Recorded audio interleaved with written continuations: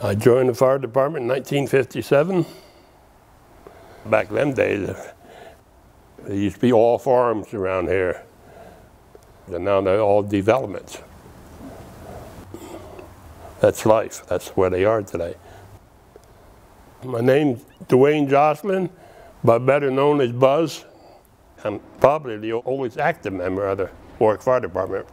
I'm still active, but not nowhere near as much as I used to be. Like nights times, I don't go out nights anymore. I got in my book inside every member that ever joined the fire company from 1896 to 2018. Them dates are hard to say anymore, 18, 19, 20.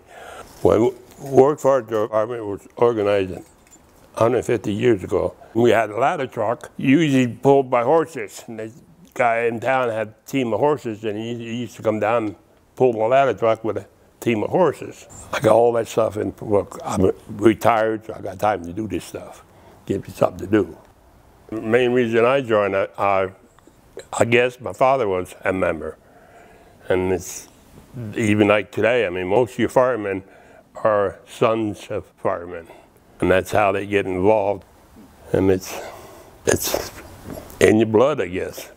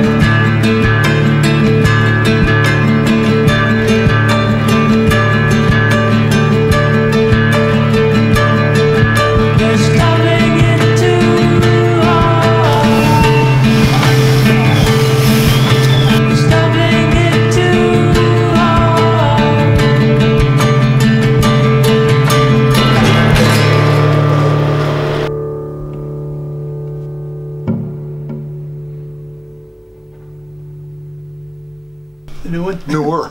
Newer, yeah. What year is that? That's April 1946. 53 to 54. Right. I found that book in a cave. Hieroglyphics.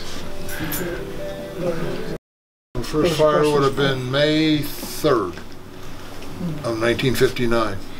And Excelsiors and the Raymonds responded. Yeah, I remember that fire. Go ahead, you find one, right? My first fire, oh, it's cheap. Well, either had to be, no. 59? Oh, first fire in? Yeah, they didn't invent fire then. That's before we had that. That was before we had fire. I don't remember. No, I found The first thing I remember was in 1961 when they had the explosion in the high school. She'd get her. 69? Oh, good goodness. Yeah, that was good. Find anything, Doug? The one I really sticks out was probably about late 60s, down across from Fanchard Road, that house, that barn fire.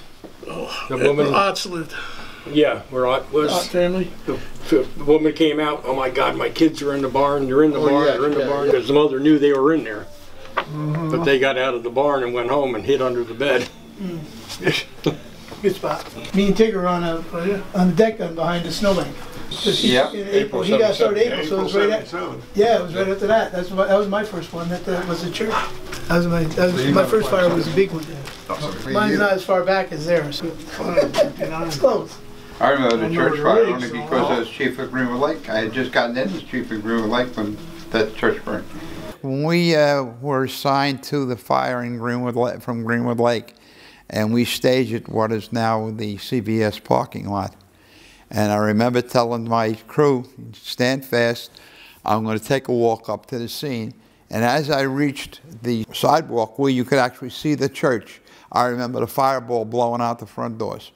I remember that very vividly, seeing that happen. Two of us were inside. We had a 2.5-inch line, and the ceiling came down on top of us, and we were cut off from the exit. We had flames in front of us. We hadn't charged the line yet. Well, I knew as soon as I charged that line, a fellow named Artie Wendell and I, we were just going to get buried in smoke, which we did. We had to find a second exit, and it was interesting because I turned to Artie and said, Artie, you know how to get out of here? He said, no, do you? I said, no. So we need to find it fast, which we did.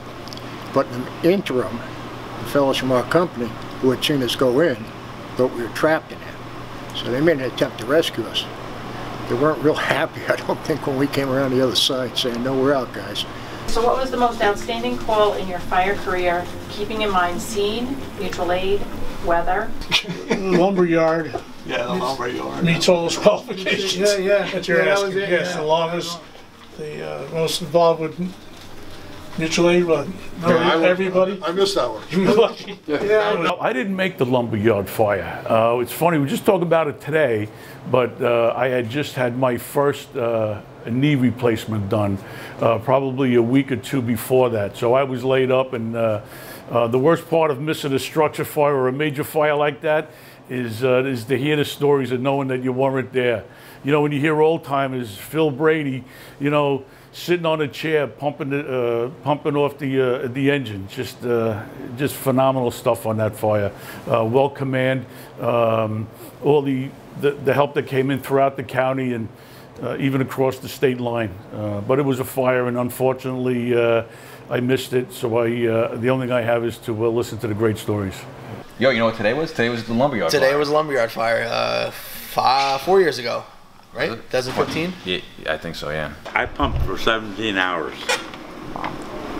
myself. Got there, it was just, you look at it and you're like, holy shit, like that's a ridiculous volume of fire. You kind of look at it like, all right, where do we start? You start with just dumping water on it. It was crazy. When you came down the road and you saw that, you knew you were gonna be there forever. What were you doing right before the lumberyard came in? I just got contacts. I was putting contacts in my eye. Yeah. So you were able to see that? No, they just kind of fell right out. It was a long, painful call. It was fun for the first couple hours, and then it just sucked. And then pulling in, and the amount of heat that was coming off that building, we had to cut the flags off the back of the truck because they started to melt, and I was good. Yeah, I remember. I was a good 200 feet away from it. Training, one of the big things is we don't have the fires we used to have. And when you don't have it, you can grow lax or not your skills, but Building codes are so much better. Building codes, the And they're alarm enforced better. system. It is A lot more involved. It's a lot more involved because of the lawsuits you have all insurance over the companies. place. Insurance companies, the guys are now, what we did in 16 hours, they're doing in 60 some hours. And then what we did in 30 some hours, they're doing in 108 or 120 hours. The older guys, definitely growing up, I think now, like, the more I have time in the department, you really get to kind of realize the importance, and just talking to them and hearing the stories that they have to say, I definitely find that, like, the passion and drive behind them is pretty intense. but they always have things, you know, you can learn from. They give you the little pointers, or when you're at a call, they'll be like, hey, do this, or make sure you do that. And you know, you just kind of keep it in the back of your head because they have the time in and they've seen more than you have. And listening to them and going to more training and training with them is what's going to make you a better firefighter and together make you a better team to be able to fight fires more effectively. Us old timers, after a meeting, we sit up around we have our big table and we sit up there, and if there's a young guy sitting over in the corner, we say, yeah, we want him. Get over here and sit with us. And we try and incorporate it right in with him. I've been in this business since 1965, and I seen something happen and done the other day that I'd never seen in all those years. And it was, you know, conducive to what we're doing, helpful to what we do, but it was something I never seen that another firefighter read someplace. And that's something that's very important, that I hope our younger firefighters, we have trade magazines that are out there. They're out there all the time.